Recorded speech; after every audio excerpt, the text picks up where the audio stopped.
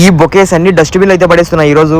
నాకు తెలుసు మా మేడం ఇవన్నీ నాకే అప్పచెప్తుంది మళ్ళీ పడేయమని అని. చూడండి ఇవన్నీ 2 రోజుల ముందు మా ఇంటికి రావడం అయితే జరిగింది. ఇవైతే ఇప్పుడు వాడిపోయి కొద్దిగా బ్యాడ్ స్మెల్ వస్తుంది కదా, ఆ బ్యాడ్ స్మెల్ కి మా కోవిడ్ పిల్లలు వామిటింగ్ చేసుకుంటున్నారంట.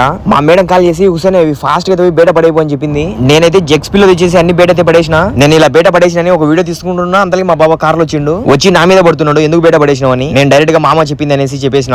ఆ మాట అనగానే డైరెక్ట్ లోపలికి వెళ్ళిపోయింది. ఇంకా ఇదంతా పక్కన పెట్టేస్తే నాకే చాలా బాధగా ఉంది ఈ బొకేలని పడేస్తుంటే. ఎందుకంటే దీంట్లో రేట్లు అంతా ఇంత కదనమాట, చాలా హై ఎక్స్పెన్సివ్ రేట్లు ఇవి. దగ్గర 200 దినాలు అట్లా గాల్లోకి ఉఫ్ అని పోయినాయి. అయినా మనం ఏం చేస్తాంలే, మనం ఏం చేయలేం కానీ వాళ్ళ డబ్బులు వాళ్ళ ఇష్టం. మళ్ళీ ఇలా వీడియో తీసుకుంటున్నాను లేదో మా బాబా బయటకు వచ్చి ఆ బొకే కింద ఉన్న గ్లాస్ తీసుకొచ్చి ఇంట్లో పెట్టి కూర్చొని అంటున్నాడు. సరిపోయి మా బాబాకి ఈ బొకే మీదనే పన్నట్టుంది కన్నంతా. ఈ బొకే ఎందుకంటే ఎక్స్పెన్సివ్ కాబట్టి. ఎంతైనా కానీ చెట్లు ఫ్లవర్లు ఇలాంటివంటే మా బాబాకి చాలా ఇష్టం. ఇంట్లో ఉన్న స్టెప్స్ పైన అయితే ఫ్లవర్ మొక్కలు అయితే ఉంటాయి, మంచిగా మెయింటైన్ చేస్తారు దాంట్లోని. చాలా మంచోడు కూడా, చాలా నీట్ గా అయితే ఉంటాడు మనిషి. ఈ పెద్ద బొక్కని అయితే ముక్కలు చేసేసిన లాస్ట్ కి నేను. లాస్ట్ లో ఈ గ్రీన్ గా అయితే ఉంది కదా, దీనికే మొక్కలన్నీ గుచ్చినారు వాళ్ళు. మొత్తం బిగేసిన తర్వాత మంచిగా టేప్ కూడా ఉంది మన గ్రిప్ లెక్క పట్టుకోనికి ఈ గ్లాస్ ని. ఇది అయితే మా బాబాకి ఇస్తే కనుక దీంట్లో ఉన్న మొక్కలు అయితే పెంచుతాను నాకు తెలిసినంతలో. వీడియో నచ్చితే సబ్స్క్రైబ్ చేయండి అబ్బా ప్లీజ్.